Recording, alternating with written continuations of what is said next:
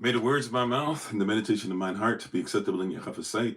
He is our strength and our Redeemer, and it is in His name, which is His authority, that we pray, praise, proclaim, project, and protect. Tonight's message, Aman. Hola, mi nombre es Kofi, ¿cómo está? Bonjour, je m'appelle Kofi, ça va? Ni hao, namaste, wasayani katuya, Ohio. I see you, Banut, Wagwan, Kamsamida, uh, Akwamba, Madase, etc. Ciao, um, Aloha, um, Jambo, maybe the Kofi need to fry Kukatana the way. Barakala Chami Chava at night Kofi, Kohelet to Servants of Christ, Mashalam Chi. Hello, everybody. I am Pastor Kofi, Pastor of Servants of Christ, where we are always changing lives one mind at a time by being the voice of the voices and speaking the unspoken. Thank you for joining us on this evening. We'll be doing a series in the evening on the music business. And we'll be talking about the music business in the evening up until we close out the year. Or, well, we'll see where it goes. Might even go into next year. But we're going to talk about some things with the music business, so many different things that the music business does, that it kind of regulates. When you go to the gym, you're dealing with music, all different type of stuff. So we'll get into that tonight. But first things first, once again, we give our honor and praise to the Most High. We give our praise and honor them for my wife, the Honorable Alma, to the moderators, Ministerial staff, SOC, Lottie Dottie, everybody. Love y'all lots. You should have been seeing more stuff about Women in Red popping up here and there. We're trying to make sure that we keep putting up stuff daily. And if you haven't gotten a message or a reach out in some way, shape, or form, if you are part of Women in Red, you should be hearing something as far as on the schedule. You should be hearing something from me soon. Please don't forget, sisters, we're asking that you wear your red, come dressed like you're going to a tea or even a ball, so to speak. If you know about being the belle of the ball, kind of in that vein is what the thought process is. We need you to be ready to make your tea. You need 2 cups, as far as 2 cups that you're going to be pouring the tea back and forth into, and making sure that you're ready to brew throughout the ceremony. It'll start at 7 p.m. Eastern New York time, so we hope that everybody can join us for that. But we appreciate love you. Thank you so much for being on. The calendars, once again, are available. $25 right now. They are virtual only. In the next month in January, we'll have a little more time, and we'll be asking if persons would like a physical copy. If you would, we'll make sure that we send it to you, and we'll ask a little bit to make sure that we can handle the shipping and making sure that we put the materials together for you.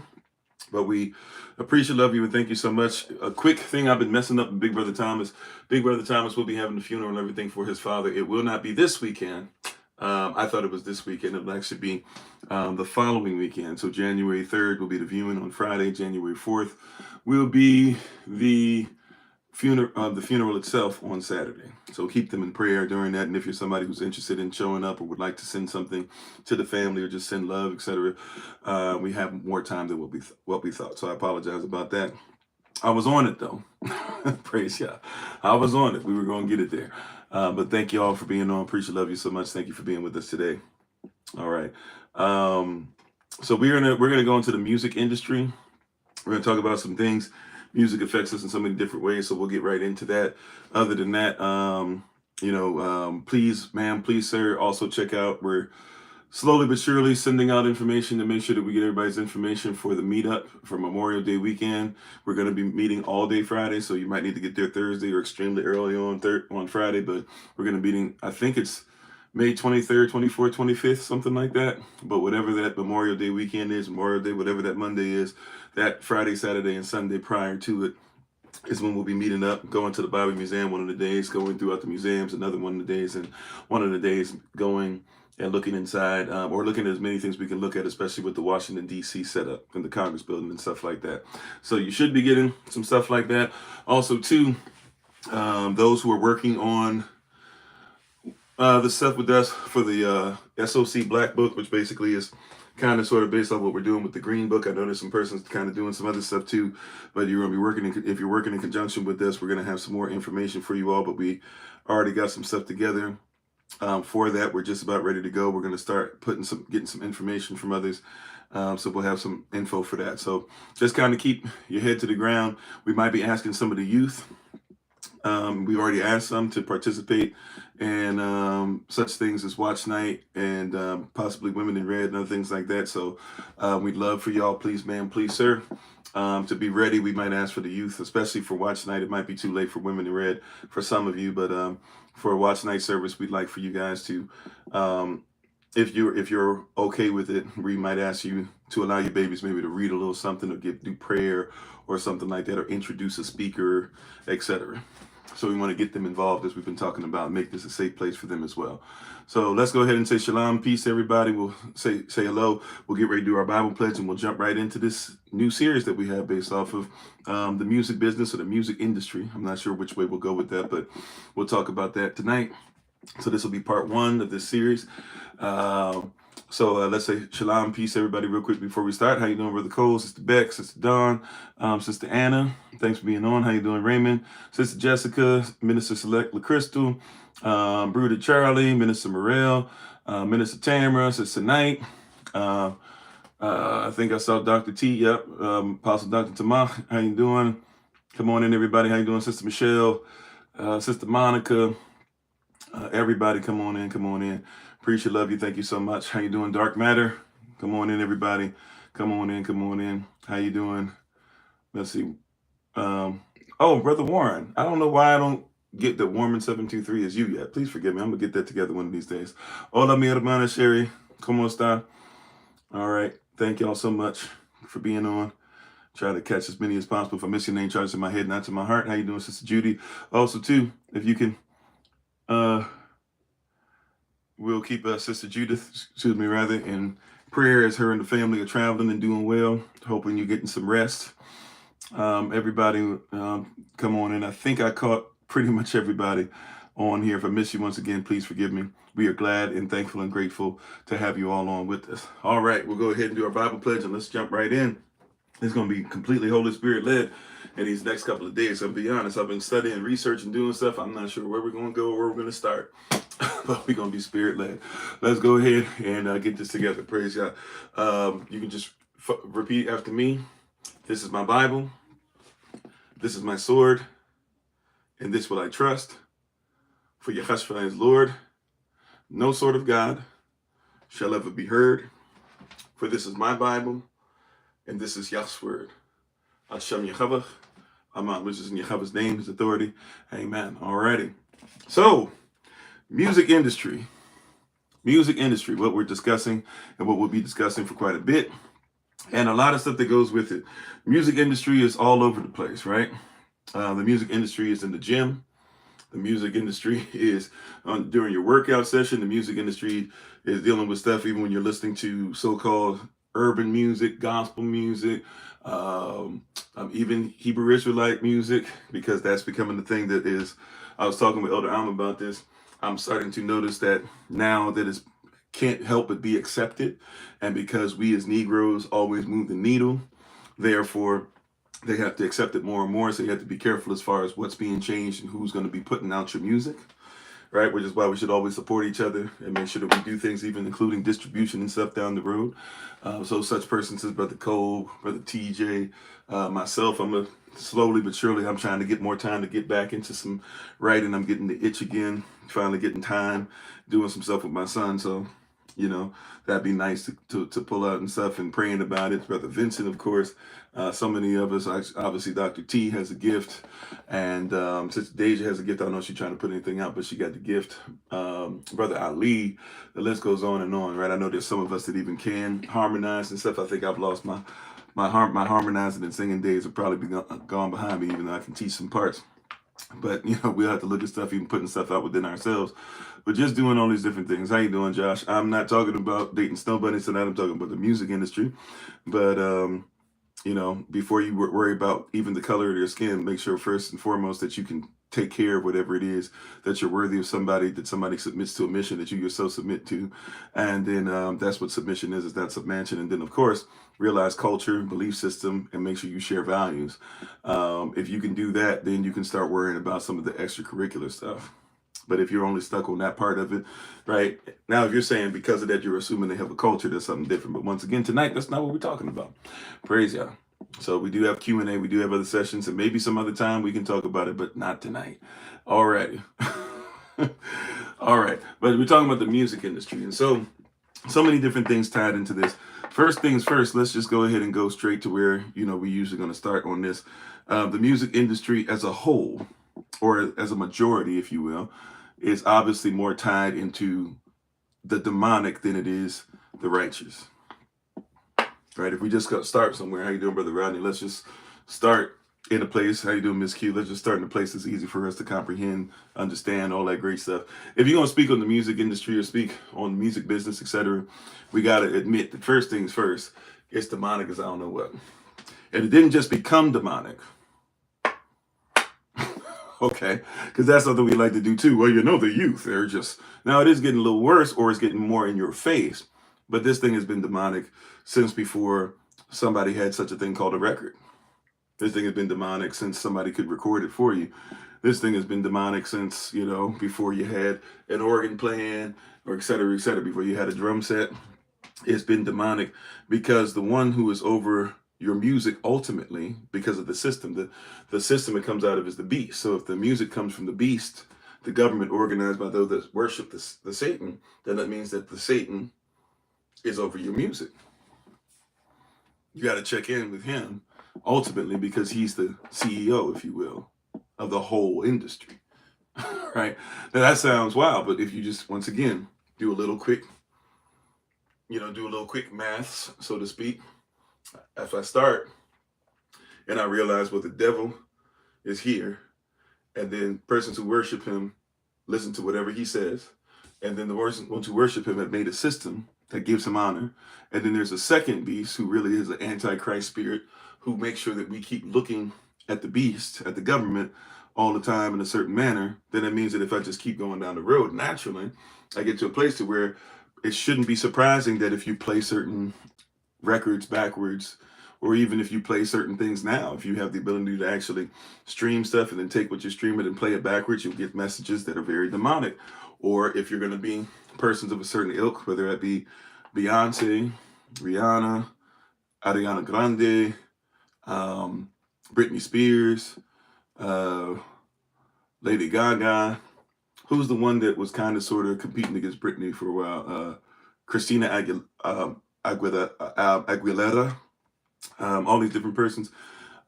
They have to take certain pictures and do certain things that are demonic before they get their opportunity. And it shouldn't even surprise us that, of course, controlling, because that's witchcraft, controlling somebody leads you to doing things like messing with underage persons, forcing them against their will to lay down, the whole Diddy drama. Jay-Z, even if he's not guilty of one thing, he's definitely, where there's smoke, there's fire. He's obviously involved with certain things. Persons forcing men and women to do certain things, persons videotaping things, you being given an opportunity to make a decision as to whether you want to sell your soul or give up your flesh in certain ways that you didn't think were desirable, but the desire of what comes with the music industry. These are all things that we have to just straight up call what it is. It's satanic, it's demonic. Well, go on, Sister Audrey, how you doing? So, in all these different things, we have to first, let's just keep it a buck. If you're dealing with a lot of the music industry, including the so-called Godspell or gospel music, we have to admit that this thing is demonic, and it's been demonic. Right? Richard Wagner, some of you might not even know, I'm going to classical music. He is a person who, if you're going to talk about music, he's got a song, Ride of the Valkyries. If you don't know what I'm talking about, this song, bum bum ba bim bum beam ba bum bum beam ba bim bum bum ba bum bum bum ba bum bum beam ba bum. That one, right? I'm doing the wrong motion. It's 3/4. Sorry. Bum ba beam bum bum ba bum. Right, whatever. Right. If you know that song, that's him. Check out his views on being a Nazi and supporting what Hitler does. And so you might not even get that he's putting something out there like that, but he's making sure that he's doing things so that you recognize and even look at the word Valkyrie. What is a Valkyrie? Very Germanic, very Visigothic, very spiritual, and a demonic type of, religious institution, if you will. These are things that Once again, I don't want to just make this the series only about hip hop, only about black music, only about modern music. You need to recognize this is something that's been from the beginning, because all of these persons are being controlled and none of them are in control. Right? All these persons are being controlled and none of them are what? Are in control. What you mean, Pastor Kofi? If you have to sign a contract, right, with somebody, your contract, even if it's for distribution, because there's some person, when somebody says, I own my music, you still don't own your distribution. All right, somebody might not get what I'm saying, but let's say you have your own, let's say we develop SOC music. We have our own thing, but if you're going to distribute it through the world, or you're going to have somebody distribute it for you, or produce, or multiply what you're doing, then you sign a contract with them. And you start to realize that if you don't get the money for distribution, at least if you're going to sign that type of deal with them, they're still going to have a say in what you put out. Right? So they're still going to have a say on what you put out. You said the main radio conglomerate is Radio 1. It doesn't matter what kind of music is being played. Yeah. And by the way, Radio 1 will make the mistake once again, put a blackface on a very still racist and white supremacy system, or even just a demonic system. It's still the same person that you have to pay for. It's like when somebody says bank black, go to a black bank. Does the black bank, right, control money? Because if it doesn't, right, then you're still banking with somebody else. So it's the same, it's the same mindset. We don't think about this. We just like the music. We like the entertainment. Are you not entertained? Yeah, Hasatan can be, we should give him credit. He's not stupid. And he also, remember, he was in it, we like to use this term. I'll use it lightly. You can think of him like he was the minister of music, so to speak. He was designed as an instrument. He was actually designed to give praise to Yah. When Yah breathed upon him, or breathed through him, breathed life, right? Breathed his word through him. He was gifted to where it turned into music, like a percussive organ, and all bowed down unto the Most High through him. But Satan began to realize that the gift that he was given, it came without repentance, and he, rather than making sure that he obeyed, he said, no, you know what? I am like the Most High. I'm on his level. And when she decides he's going to be on the Most High's level, then he decided that he was going to do things. So there should be a difference in what comes through the satanic vessel and what comes through the vessel of Yah. But most persons don't care because they just want to be entertained or even to feel a certain way. Right? I know this because if I'm writing music, even the music, if it's the instrumental version of something I've written, I'm looking for a certain sound. I'm looking for something to so to speak, to drive home, so to speak, a certain reaction or a certain mindset, or even to solicit a certain emotion. Right? If I'm playing something, I want a certain emotion. Right?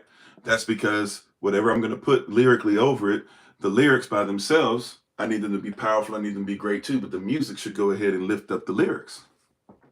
If I do something a cappella, it's because I want you to focus on the harmonies and everything, but I want you to go ahead and have a mindset of the instrument is something that's personal. A cappella, persons love a cappella. Groups like Boys II Men can be a cappella, or y'all go back in the day, you want to go to stuff, some of y'all might or may not know who I'm talking about, Take 6.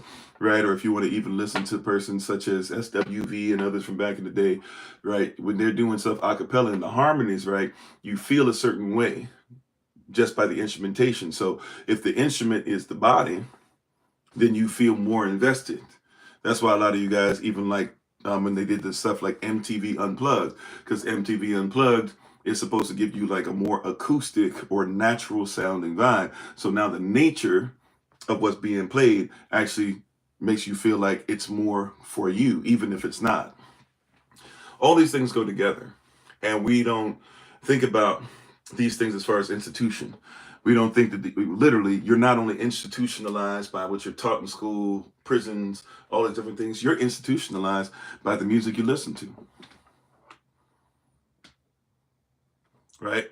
I learned how powerful I had to make sure in the beginning of playing music, even before I was a minister of music, when I would just play music, I realized that I could play music and I could get a reaction.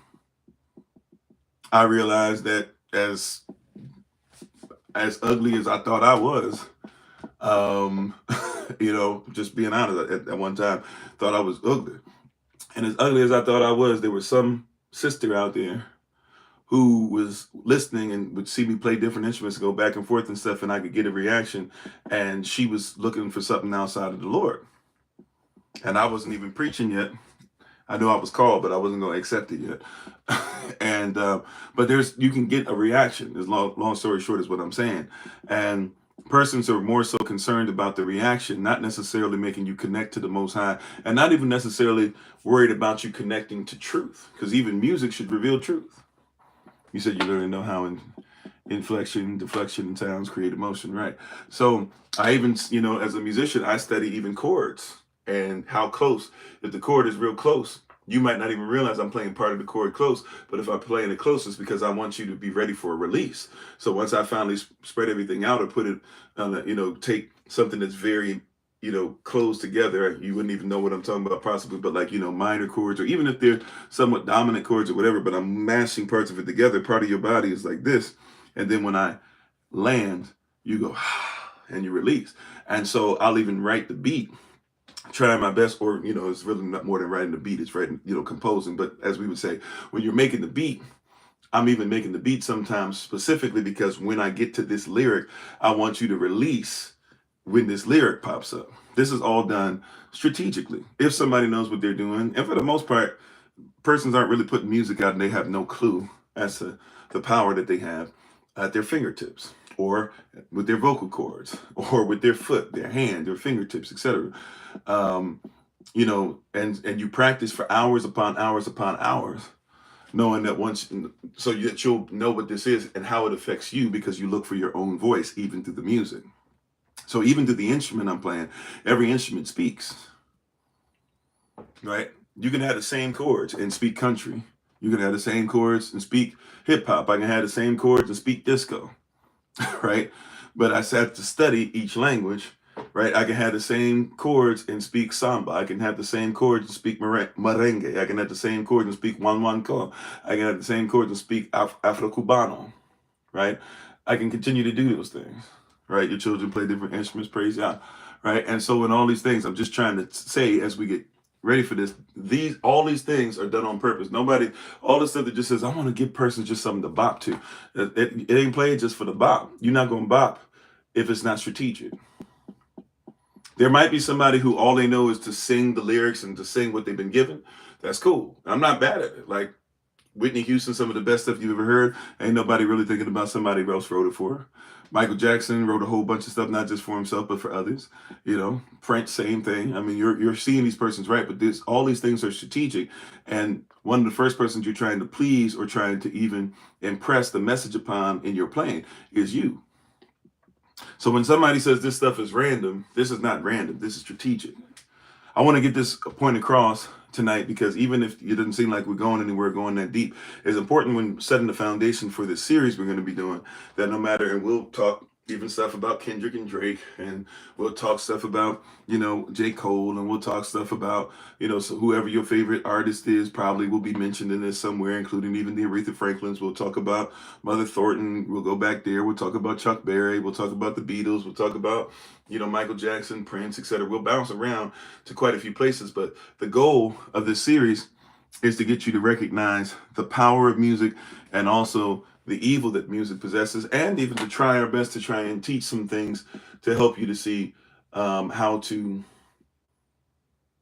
properly how to have proper interpretation.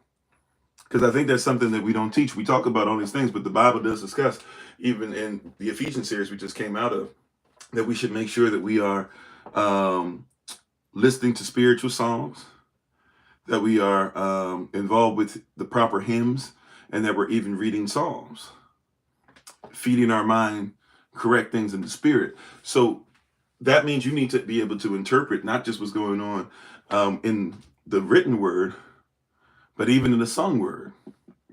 even when the beat's going, you need to be able to have the mindset that let me make sure that I'm looking at these lyrics first, right? Just that everyone that says Lord, Lord, right? Finish that up. Just because you say Lord, now I know I'm not saying exactly what the Bible says, but finish that up. Not everyone who says Lord, Lord, what?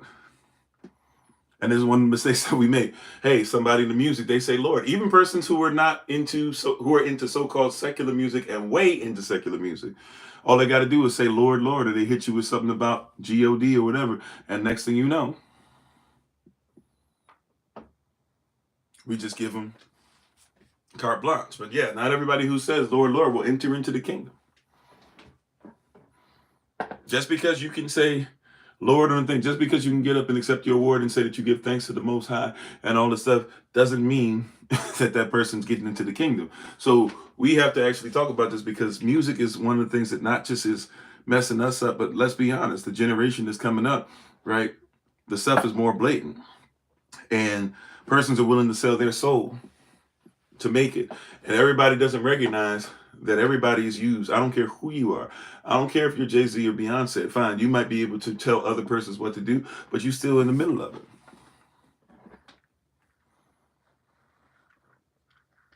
You still own. Even to keep the stuff that's going, you still have to, like, even in, watch this. All right, let's go into something like this. Even as something as being deceptive or appropriation. How you doing, Brother Lamar? Even something like appropriation. How many artists do you think steal from other artists?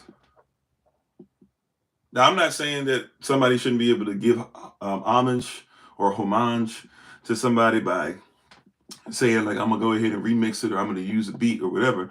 But how many persons do you think just straight up steal somebody else's stuff and don't even tell you that they stole it? Everybody want to talk about Drake is that that's a Drake thing. But, you know, Barry Manilow did that to, Barry Manilow did that to the Isley Brothers and others.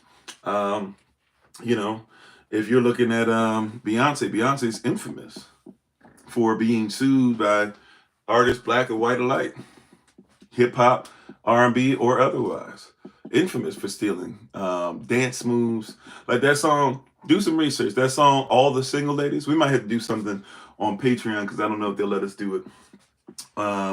We probably get in trouble doing it on the live sessions, right? Probably get a strike against me. But that song, All the Single Ladies, look up who did that first and look up the dance. Right? That's an old song by so-called white persons. And it's slightly different, right? But if you look up from everything they're wearing to the dance moves to even that whole little thing that y'all like, that thing, right? Like all that, that's stolen. And persons, you know, have livelihoods that should be changed. You know, when persons talk about the whole Drake sweatshop, the OVO sweatshop, those of you who know about that, they're telling you that they were promised they would make it, and then they were paid peanuts, and then when their company was done with them, when UMG and others were done with them, and Drake was done with them, they sent them out on the street, and they wasted years of their lives, and they probably could have at least did something on their own, but they tried to, the Drake effect supposedly is supposed to make you famous and start to have it to where persons know who you are. That in and of itself, destroying one's life, using somebody and casting them aside, is crazy work. So you remember the song the other day that you loved as a child? Thought of the words, it was a no. Yeah, even the stuff that we grew up on, right? The 10 crack commandments, that's just blatant. But you like the beat. You like Biggie's flow. So, but you don't think about the damage that does to a community or to a society, right? The deception or not caring about how you're affecting your stuff. Yeah. Elvis too. Elvis especially, right? Look up David Letterman, Elvis Presley, and you'll run into a black man who wrote a whole bunch of Elvis's stuff and would write it out, and they paid him for years and years and years, way less than what he deserved, but at the same time enough where he was like, hey, at least I'm making money so I won't trip. And basically Elvis just copied everything word for word, even the sound of him. And then you listen to him sing, you're like, And if you're not careful, you go, he sounds like Elvis. But no, Elvis sounds like him. If you know about Elvis Presley when he was growing up, Elvis Presley literally used to go to church services. In Tennessee, this used to be a big deal. Tennessee, and I think in other places too, I just know for a fact, Tennessee, it was a huge deal. A lot of persons that you know of did this in Tennessee. A lot of so-called white artists would go to these places, and all these artists that were in the church, because a lot of your favorite artists, they started in the church. And so these church artists would, they weren't big time yet, but they would go to churches, and they would basically have what we call a shed as musicians. Basically, you go there, you practice, you practice, you practice. And somebody would give them a key to the church. Persons who were, holy, they weren't going to stay all night. So somebody, when the musicians have a key to the church, everybody stays there all night, and you be there till 3, 4, and before the rising of the sun, and you just in there practicing, including even practicing the stuff that was going to go ahead and you were going to be doing. So you use it for rehearsals for a lot of your groups that became famous. And so you have somebody who's like a BB King type player or whatever, not BB King himself, I'm just giving you reference point. And Elvis Presley would go there and listen to him, try to practice. Couldn't exactly do what BB did. And BB King, to be honest with you, is not one of the greatest artists of all time, but he, as far as technicality, not even close, but he would hit these sweet notes. And so somebody hears him do that and says, okay, I'm going to try and mimic it as best I can. And then they take it and they put it on other things. Even songs like Jailhouse Rock, that was somebody else. If you just look at the catalog, you'll see. Even when it comes to persons who say Elvis is the king of rock and roll, obviously Chuck Berry was more influential than Elvis ever was. Ask the Beatles themselves, who stole from Chuck Berry and then tried to say that they never knew who he was. But when they were growing up, they told the truth. They were like, yeah, Chuck Berry is the reason why we play the way we play and do what we do. But then you talk about Chuck Berry, you got to talk about Mother Thornton. Didn't it rain, children? Didn't it rain, right? Gospel star who started doing some rock and roll stuff because she needed some money, and the whole time, was somewhat closeted. Forgive my language, I'm just telling the facts.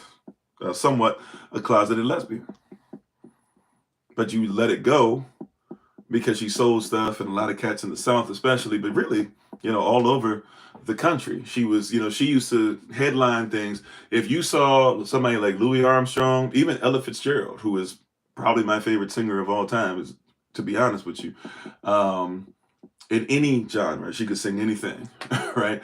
But if Ella Fitzgerald, if Louis Armstrong, persons of that ilk, Duke Ellington, etc., if they were going around and Mama Thornton was coming through, she was always top billing. And she was supposed to be this gospel person, same thing. Lord, Lord, this and that, whatever. But then you look at her life, and it's okay that she's not really holy. And if you even look at a lot of things in a lot of ways that she influenced, and she kind of opened the door. That was something that we, as a nation, even as Negroes, so to speak, we allowed that to happen, right? We hid it. We knew something ain't right, but we're going to go ahead and look the other way. You said because it had a nice beat, you could dance to it. Yeah, So we did a lot of those things. And so we keep talking about the youth today. But really, a lot of that stuff was opened up a long time ago. Right? One of the best things, not best things, one of the best examples I could use. And I think he still should be defended because he got a lot of stuff, and because of his childhood and stuff, and because he's one of us. That being said, let's not act like Michael Jackson is not one of the biggest case studies ever. I'm not even talking about with the children, because with the whole children thing, that was something that was lied on. The 3 children that supposedly, he did whatever and he settled out of court, which is not something that anybody settling out of court doesn't mean you're guilty or innocent. It just means you don't want to deal with a lot of flack. But the 3 different ones, all three of them actually recanted what they said. One of them actually committed the S word because he said his family members, basically forced him into saying that something happened to him that didn't, and it actually affected him negatively, not just because of the bad press he got, but because it affected him negatively because basically his life had to be centered around a lie and of him being emasculated so that his parents could go ahead and make money and make him into something that he wasn't. Right? How you doing, Minister Elisha? So, in all these different things that we're talking about, we're going to talk about the music industry. Music industry is real dirty. But like I'm saying, going back to Michael, who was basically messed up by his father, first of all, beating the brakes off him all the time. And then we want to act like Diana Ross. There wasn't no weird thing that, like, how you like this much older than little boy Mike? And you know, we kind of look the other way on stuff. Like, even let me take it outside of so-called black artists, like just not Justin Timberlake. He was kind of messed with too. He was over sexualized. Ryan Gosling, he became an actor, so he kind of sort of got out of it, but still got some of it in there. What was the one I'm looking at? Justin Bieber. Do some research on Justin Bieber and look at all the stuff that happened to him in public. Women would grab his behind on stage when he was like 13, 14, 15. I'm talking about women in their 40s. Just be like, he's so cute, and I want to blah blah. And even like that happened to him on a regular basis. And then everybody wants to be like, he's just a bad guy. He acts out. No, man, he's super essayed. Oh yeah, well, Prince, we hide that too. Prince, when he was messing with that little girl, and what he did to her and how he beat her and stuff, and then kind of forced her into that A word that rhymes with extortion and stuff like that. And everybody just turned the other way because it's Prince. Right? Prince Power of the Air, all that. Yeah. So did he do some things to tell us about some things about the music industry? For sure. But let's also admit to you, Prince, even in all this stuff, all he had to do, once again, say, Lord, Lord. He's Jehovah's Witness. He says a couple things about Jehovah, and everybody goes, oh, okay, I don't really know nothing about them, but sound like you're talking about what I'm talking about in the Bible. So we'll forget that he's, out here dressed like a woman. We'll forget he's still in heels. We'll forget, that he's doing some wild stuff behind the scenes. We'll forget, that, pretty much still on drugs. We'll forget that a lot of the stuff that we waiting for, where we say, Prince, why won't you act the same? Because you fell in love with Prince when he was wearing, I'm gonna just say it. Forgive me if a pastor ain't supposed to say these words, but it is what it is. When he was wearing assless chaps. Y'all remember? I'm young enough, or I'm old enough, how you want to say it, to remember, like being a child and being like, wait a minute, is Prince's? Forgive me, I'm gonna say the word again. Is Prince's ass hanging out? Right? A little child watching Prince on television, like, wait a minute, why is this blood in my face? You know what I'm saying? Like, and we just kind of were like, oh yeah, he great. How could you just leave me standing? Right? We just alone in the world, it's so cold. We couldn't wait, but this man's behind was in children's faces. Drugged out. Sorry, I can't say that word, but so many times I might have got us in trouble. But you know what I'm saying? Into that recreational stuff. You said you were scarred. Like, well, I'm just saying, me too. I was just like, and I'm little, like, like, why are my parents even having this playing? And they supposed to be, well, somewhat supposed to be holy rollers. So this ain't a new thing, right? Madonna doing a song Like a Virgin. You know what the song Like a Virgin is about, don't you? She on her knees to pray. I ain't know no better. I just sung it when I was a child. Like, hey, it was always on the radio, whatever. But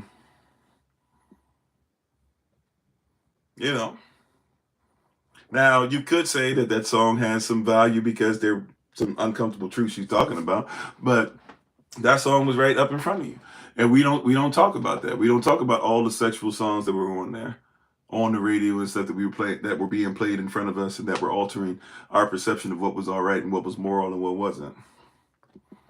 Some of your favorite songs talking about some, they even got a country version of it now where a guy's singing it. What was it? Meet me at the altar in your white dress. We ain't getting no younger. We might as well do this. That's one of the craziest lyrics of all time. That's one of the craziest lyrics of all time.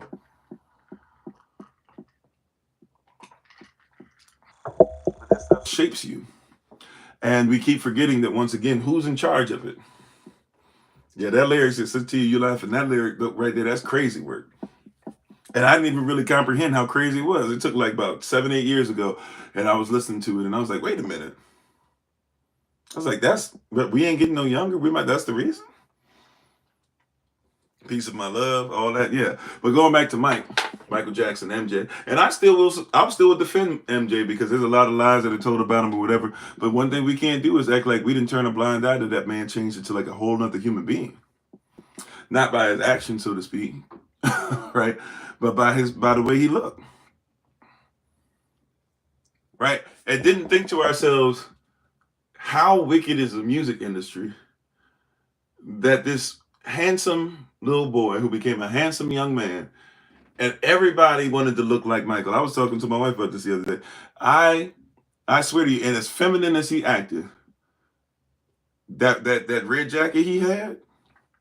Oh, I had it. I'm mad to this day that I've never had one. Right, right. He made it. He was the only person I knew that could make it okay for you to walk down the street in some high water pants. And if somebody said them high waters, you say, yeah, but these the Michaels. You could lie, and somebody be like, well, yeah, Michael do be wearing them. I mean, he's still gonna joan on you, but you know what I'm saying. You can get away with some stuff, right? Michael had all this stuff, but we never thought how this handsome young man, the music industry was so twisted and did what it did to him through his childhood that man literally tried to change his appearance and tried to become something every day because he really, more so than anything else, it was self-hatred. Self-hatred. Michael Jackson considered being, and this whole thing, you know how Michael Jackson and Prince and everybody goes back now, especially after, Michael passed first, then when Prince passed, and everybody kind of has done this weird thing where like Prince was better than Michael. No shade, no offense. As far as musicianship and all that stuff, they pretty much here, and I'll give Prince the edge because Prince could not only sing like he could sing, but Prince could play every single instrument. Like if you heard a Prince song, this is how it went. If you were part of Prince's band, Prince would play everything himself and would write out like 3 songs playing every instrument the night prior. Then he would go to his band and be like, I wrote this last night, learn it. And they would play what he played on every instrument. That's how awesome Prince was, right? That being said, let's keep it a buck. And I know those who love Prince more than Michael, I'm not trying to do that, but I'm just trying to say, I'm trying to show you how wild it is what happened to Michael and how the music industry shaped him, where he didn't see how much power. Now, he knew eventually with Sony and stuff how much power he had financially, but how awesome he was to us. He didn't even see it, right? This is how awesome Michael Jackson was. You remember, I don't know if some of y'all ever seen the thing where James Brown is doing a performance. He invites Michael Jackson up. Michael Jackson comes up, sings and dances, and everybody loses their mind. I didn't even know he was in the crowd. Then Michael asked for Prince to come up. And Prince eventually, being high and trying to one-up everybody, he ends up looking stupid at the end of it. He totally wasn't himself. I wouldn't say judge him on the performance. But nobody even knew who he was. Now, he was just coming out. But remember, Michael, persons forget this. Off the Wall, or which one is it? Off the Wall, Bad, whichever one, or Thriller, whichever one it was. Please forgive me, I'm misrepresenting the album title names. But those are not his first albums. That was like album number 5, 6 for him. Persons forget, like, he had albums out already. Not just Jackson 5. I'm talking about Michael Jackson albums. Some of those albums you think are Jackson 5 albums, his brothers are singing backup by that point. So that whole thing, when y'all thought that performance, and I remember that performance like it was yesterday, when he disappeared on stage, right? Like that one. I remember that one like it was yesterday, right? Like that was, but that was not his first album. That was not when he broke away for real. He was already doing his own thing, right? He was that popular. And Michael, no matter what you want to say, especially in the 80s, even in the up to the mid 90s, he kind of sort of carried the same stuff, right? But Michael up to the 80s, right? Yeah, since he was 13. I'd even go a little further back than that, but definitely by the time he's 13, he's definitely solo, right? He was solo and in the group, but he was mostly solo. But if you go back to Michael, what is it? Michael, whenever Michael would come out with something, everybody, including Prince, was down here. Some of y'all don't remember, right? Go back in time and look at a Michael Jackson performance. And Michael come out and he pop out the bottom of the stage and he just do this. And I promise you, he wouldn't move for like 30 seconds. And then he go from this, and all he do is this. He wouldn't do no dance mode. He just move his head. And persons was falling out. Right? I remember just being confused by it. Like, he ain't even do nothing. I was like, how does he have that much power over the crowd? But I was still cheering too. But all he had to do was just move his head a little bit. And everybody was like, oh my greatness, right? He had that much power. And so Prince, the way I heard somebody describe it was amazing. I think his name on YouTube is like somebody named Curly Bill or something like that. The way he described it was awesome. He said, look, for real, as much as everybody want to talk about this, everybody looked up to Michael and Prince. The only problem with Prince didn't like the fact that he technically looked up to Michael too. And whenever Michael put out a song or album, everybody looking at Michael. Then Michael would have his off season. He'd go away, be wrestling, get ready to do his next tour, do his next album or whatever. And while he was away, Prince would do his thing. But if Michael came back, everybody was like, what's Michael doing? No shade to Prince. Prince, as far as I told you, as far as musicality, I'm just going to be honest. Michael was up here. But I'm saying all that not to say Prince is bad. I'm trying to get you to see Michael was that powerful. You'll never, because the way stuff is set up and the way control is over the artist now, you'll never, ever once again see somebody like with the power. I know you guys are like, Beyonce. Beyonce ain't got the power of Michael Jackson. I know Taylor Swift. Taylor Swift is popular. Michael Jackson, like, you know how Taylor Swift and all that person, it's hard for her to get down the street and stuff. Michael Jackson would sit in his car to try and go 15-minute drive, and it would take him 4 hours. He would have to make sure he had 4 hours worth of limousine service one way, right? They made an idol out of him. Some even persons that say that they believe Michael was a Nephilim and stuff. I think that goes too far. But, you know, but there's some spirits that were definitely on him. But I'm trying to say the music industry took somebody like a Michael Jackson and had him think that he was, as popular as he was still not great enough, and he needed to go ahead and do what he did to his body.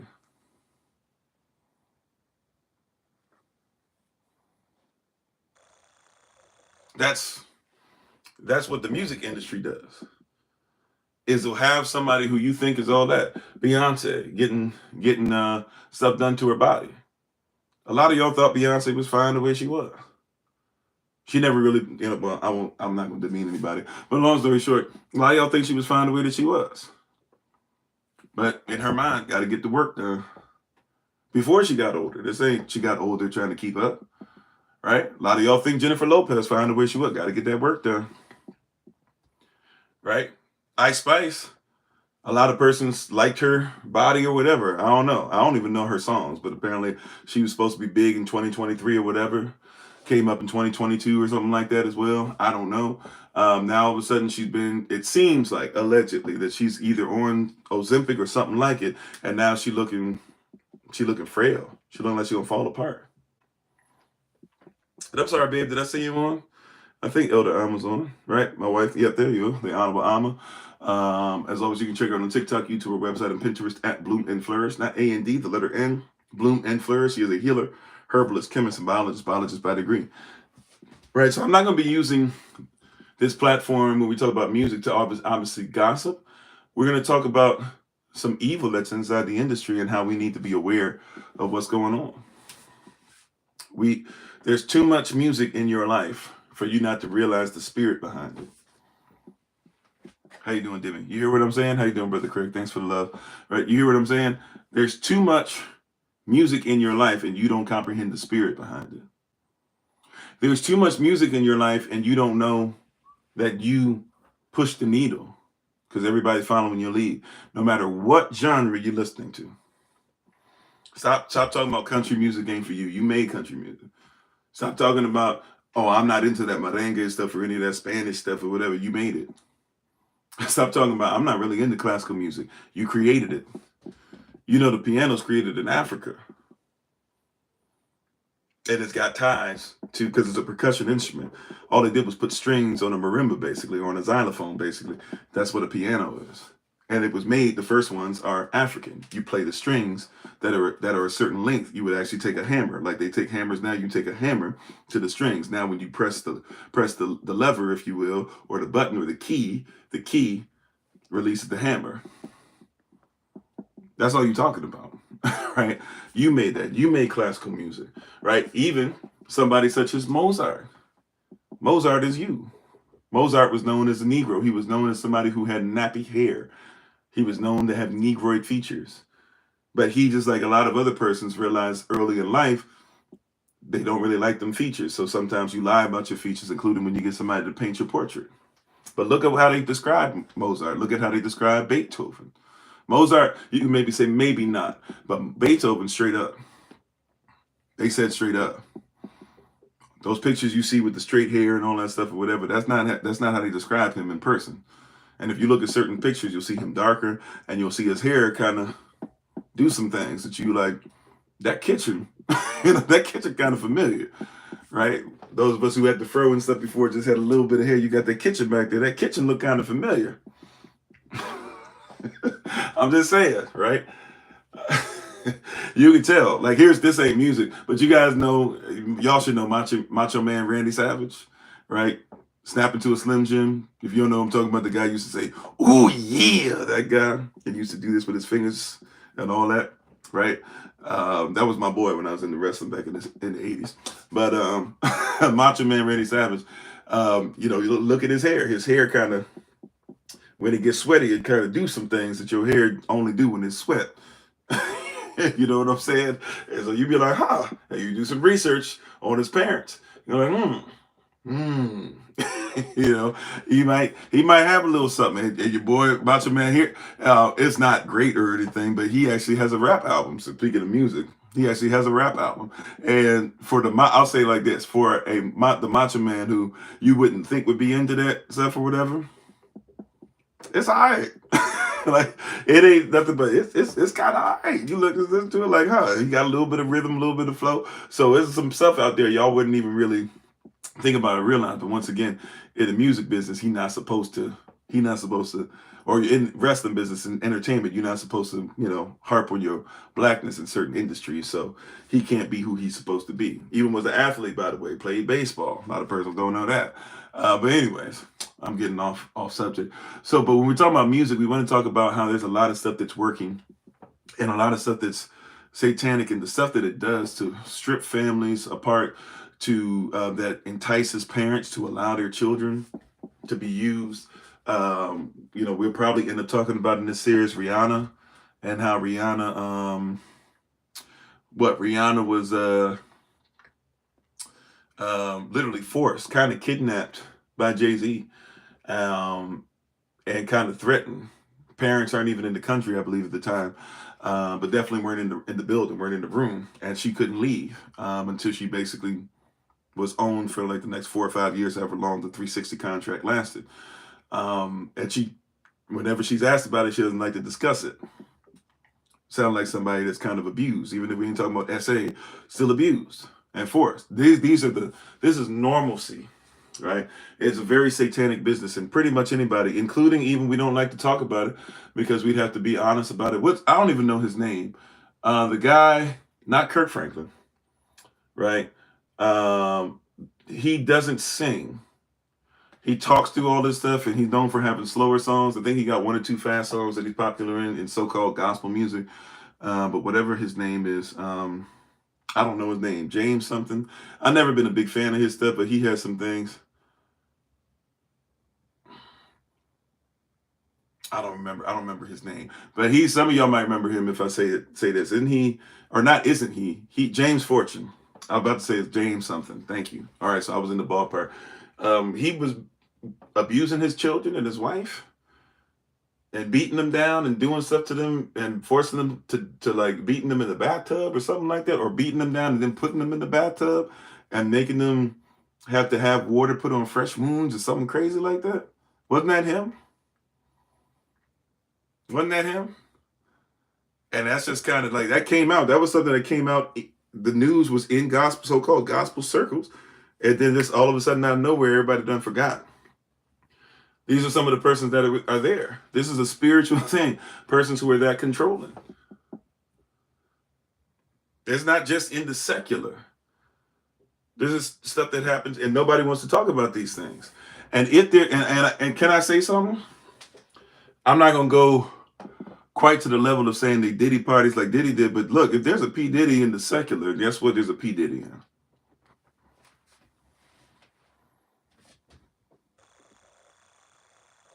Mother Thornton was controlled by persons in the music industry, including her husband at the end of her life.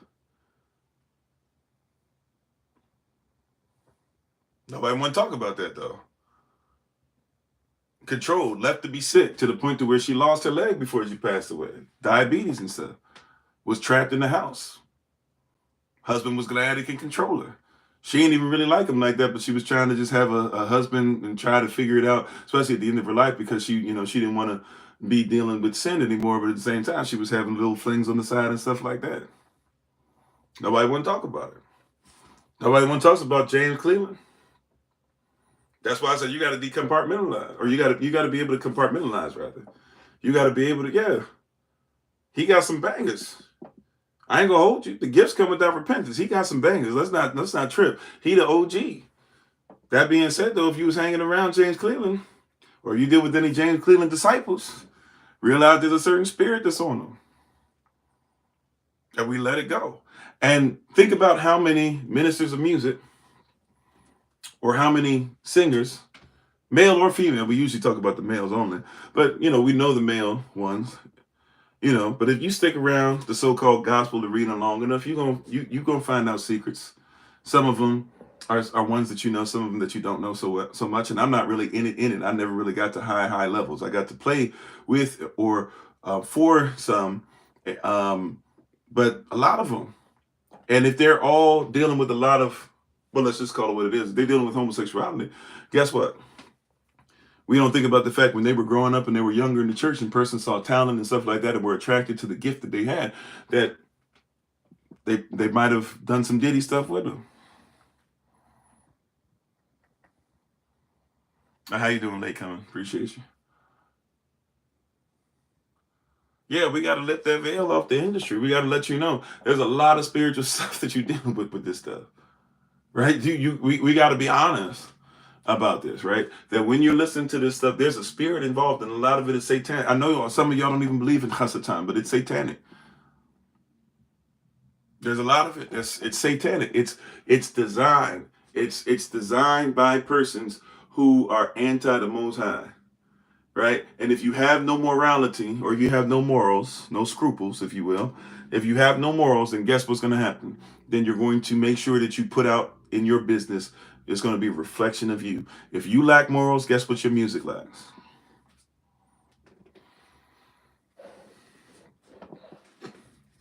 This is one of the most infuriating things that I think I said, because I don't think it's infuriating to me as much as it's infuriating to hip hop fans. There is no hip hop culture because you don't own it. Everything that's put out, somebody tells you what to put out. Those days of you being able to sneak a song out here or there are over. The day where you have a public enemy talking about fight the power, get up, get down, 911 is, come on. Those days are over. The days of KRS-One being able to get on main radio, right? Talking about these are the children of Israel. That's not mainstream anymore. If you mention H2N, if you mention that you're an Israelite, oh, we'll take everything from you. That's what you're in nowadays. That's the music industry, right? Truth is not going to be something that we put out there. You said that's the biggest trick, that you think that there's no Hasatan, right? Yeah, that's real talk, right? That's the biggest thing that's out, is for us to believe that the Satan can't be involved in music. Now, if we even get deeper into it, I'm not going to mention it too much tonight, but we're going to have to break this part down too. We're just going to have to be real about it. We can't talk about the music industry and talk about those who are not talk about those who are Ashkenazi.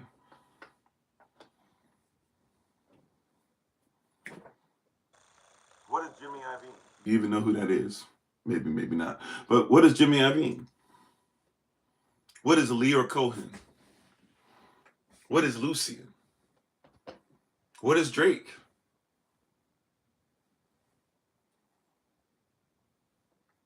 So when somebody said, that's what I was saying earlier, when somebody says Dr. Dre owns Trey Aftermath, Dre has to still talk to Jimmy Iovine.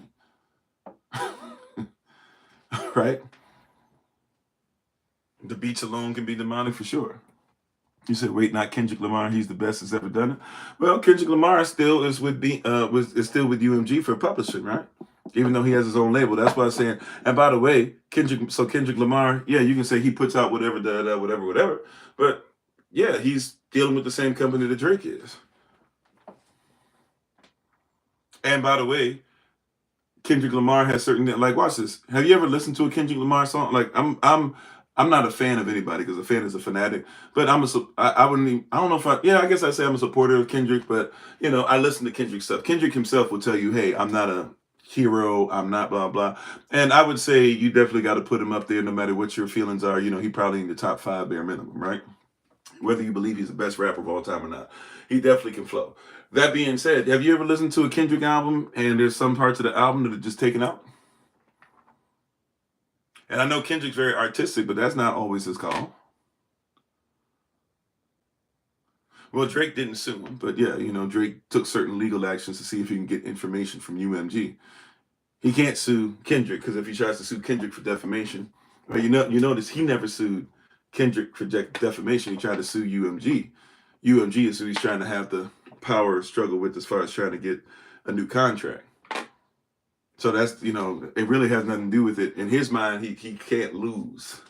But now he's throwing a temper tantrum. To be honest, what you're seeing with Kendrick and Drake, as far as that in, you're seeing like the same thing that happened with Weezy and Thugger. Like if you go back to Weezy and Thugger, right? Weezy was getting set to the side. Baby, now all of a sudden, Weezy, you ate my main squeeze, so to speak. Thugger is. And Thugger, even them going back and forth, even Thug trying to do, wanted to call it the Carter 6. And they ended up calling it the what 6? The Barter 6 or something like that. I forget what it was he called it. I'm not a big Young Thug person, to be honest with you. But it's basically you're dealing with the same thing. Like Drake was always this. All of a sudden, Drake thought, this is what Drake did in his head. And we'll talk about that. That's a whole thing within itself you got to go through. So with one of these parts of the series, one of these nights, we'll talk about that. But what Drake did basically was, Drake was coming up. He had that $400,000 deal. He actually made the $400,000 back pretty quick. And so now he's like, yo, I could go. And what he should have done the first time is really go independent. But he's trying to be like, I could go independent. But when it was coming time to make the new deal, what Drake does is this, which is kind of sort of smart, but kind of sort of dumb, right? He was like, I'm going to try and vanquish Kendrick. He didn't like Kendrick. Kendrick didn't like him. He's like, you know what? I'm going to go ahead and I'm going to give Kendrick all that work. And especially when Kendrick, came out and responded, the first person shooter mode, it came on him and dealt with him on like that. So what Drake thought he was going to do was this. Drake thought, okay, I'm going to go ahead. I'm going to vanquish Kendrick. I'm tired of him. He done called me out. Drake let his whatever, his big head or whatever took over. He thought he was going to vanquish Kendrick, and then he was going to be able to come to them and be like, look, who else is there? You're going to pay me, maybe not 700. You might pay me 800 million, 900 million, a billion. Who knows? Right? That's what he was looking for, was like, I'm about to take over the game. And then he lost. And not only the way he lost, he didn't just lose because Kendrick beat him up lyrically. He lost because Kendrick actually beat him at his own game. Because persons were saying Kendrick can't really make bops like Drake does. So Kendrick said, not only will I hit you with lyrics, I'll beat you on your own bop. Right?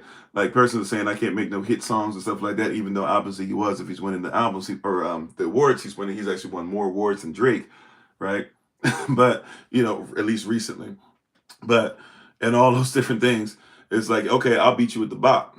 And so when he could make a hit record and then all of his records started beating all the records of Drake's, and Drake in the same year wasn't even able to stay close to where Kendrick was. And the only thing that even was selling for Drake were the things in the battle with Kendrick, which means Kendrick has to influence Drake's sales.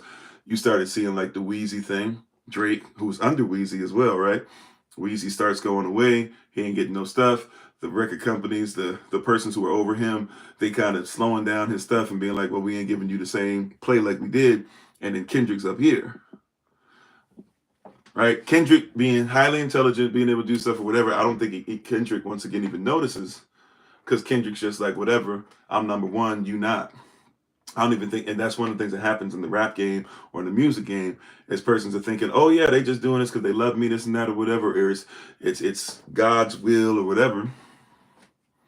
The reality is that somebody, you making the money, and once you get to a place to where you're dangerous, they can cut you down. Ask Michael Jackson. Ask Prince. Ask 50 Cent. What happened when he went against Jimmy Iovine? Everybody just goes, 50 Cent just decided to do movies. No. 50 was forced. They said, okay, you're going to go try and come against us and you're going to try to get us out of money. You're not in charge. We're the reason why Ja Rule went away. If you won't act like you're supposed to do, what did they do? Kanye, come here. They even put Kanye against 50. Y'all remember that? Right? That's God's plan. right? You remember that? You remember it was Drake versus 50? I'm sorry, it was Kanye versus 50. 50 was it. 50 is the closest, for those who are old enough and into hip hop. 50 is the closest thing that we ever saw to DMX. If y'all remember DMX and his first album, what it did, and his second album came out the same year. Both of them went platinum. Some like probably went triple platinum, but both of them went platinum at least in the same year, right? Never seen anything like it. Never seen anything since. This was no double album. This was first album came out, second album came out, and everything was crazy. Everything was Rough Riders that year. If y'all remember, everything was Rough Riders. I can't even recall all the Rough Riders anymore except Eve. And even Eve ain't make it through all the stuff. She even had to start trying to do acting and stuff like that, right? But it was Rough Riders everything that year. Everything was Rough Riders. And 50 was, I'm sorry, and DMX was still doing well. Then Jay-Z used his connection with the Ashkenazis to be able to make sure, and he was able to get control over, I forget what DMX and Jay-Z were on, but Jay-Z took over the company. And when he did, all of a sudden he squashed DMX because DMX was a threat. Right? But 50 Cent is the closest thing we've really seen to DMX as far as like that much stuff that was out. And 50 said, I'm going to go against the record labels execs. What happened? They said, oh, we got Kanye. Kanye had been there whole time with Jay-Z and everything. They weren't giving him a chance. All of a sudden, though, they said, shoot, well, if you want to come against us, let's see how you do against Kanye. And then they helped to manipulate some of the sales. Just like they were doing for Drake. They were doing it back then. They'll let you know. You said you learned how to ride a motorcycle because of Rough Riders. Motorcycles, four-wheelers, all that stuff, right? I don't even know if anybody, if black folk really was doing, we were doing motorcycles. I don't know if we was doing four-wheelers until, I don't even know if that was our thing. Right? Now you see a bunch of us doing it, even the three-wheel motorcycles now. We weren't doing no stuff like that before. It was either a straight motorcycle, you probably was supposed to be in a motorcycle gang, or you ain't had nothing. now it's become our thing. You even saw later what that influenced stuff like, didn't they make was Tyrese in the movie Biker Boys? Was that him or was that somebody? No, that was somebody else. That was somebody else, right? But whatever. But you know, like all that stuff that came from all that. You said Ninja was popular in the city. Well, you know, yeah, New York, y'all be a little different with it too. Sometimes y'all got the own flavor, own style on there too. But I'm just saying, all that saying, when we go through the series, we need to see, like, there's a power structure. This stuff is not accidental. This stuff is purposeful. This stuff is strategic, right? This stuff is straight up. Like, there's powers that be. The person who becomes popular, that's not by accident. That's not just because, and I hate to say it, because yes, there can be organic things that happen, but 99.9% of the time, you ain't seeing somebody just organically come. Somebody got to go through the ropes. Even Ed Sheeran, if you know who Ed Sheeran is, he's pop, right? But if you know who Ed Sheeran is, guess who had to make Ed Sheeran? Guess who was the one that got Ed Sheeran in the room? Ed Sheeran didn't come in the room until Jamie Foxx let him in. Totally different style, right? But it was Jamie Foxx. He had to pay dues. He had to go through something. Somebody had to have control. Now, Jamie might not have manipulated the situation as much as some say, but somebody got to let you in the room. Even if the room is filled with a bunch of persons for a Diddy party.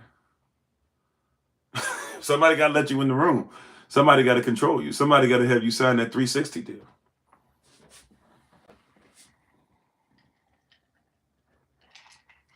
Right? And so we'll go with tomorrow, and then we'll take a break on this series until Monday evening. But what we'll go with for tomorrow is this. We're going to start by talking about selling your soul. That's signing the contract. You got to sell your soul. Right, sign the contract. Whenever you sign a contract, you put your name on it. And when you put your name on it, you give your authority. That's what Shem, name, actually means, your authority. And what does this contract say? This is why Prince tried to become the artist. right? Your contract says the artist is the one who's owned, by the way. So when you hear, I'm an artist, this and that or whatever, be careful, artist, when you sign your deal.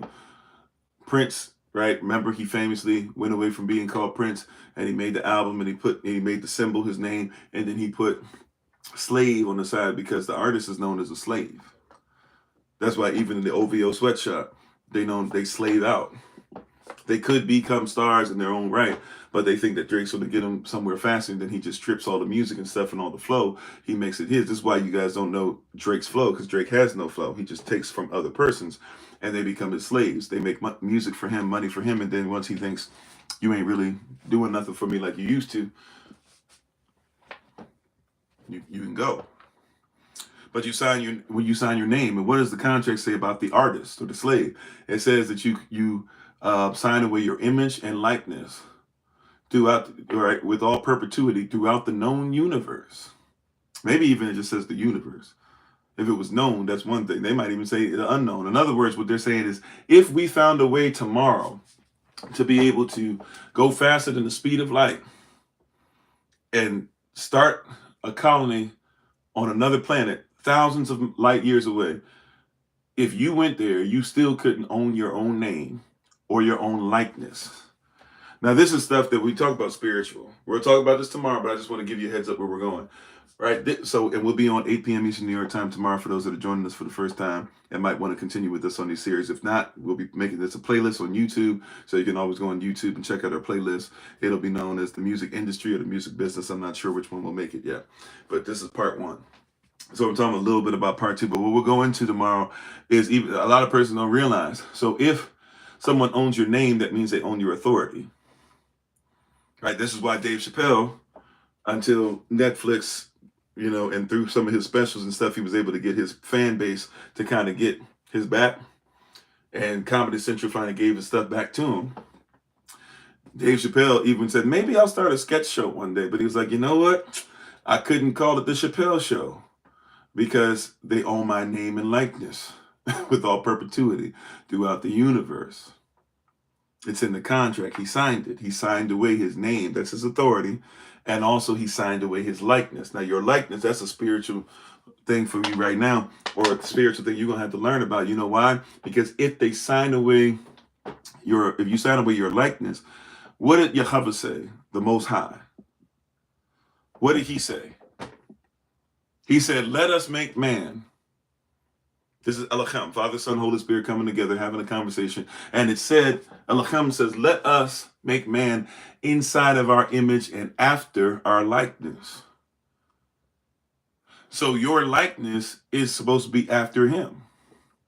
Right, made in his own image. So your likeness, your image, your likeness. So you're made inside of his image and after his what? Likeness.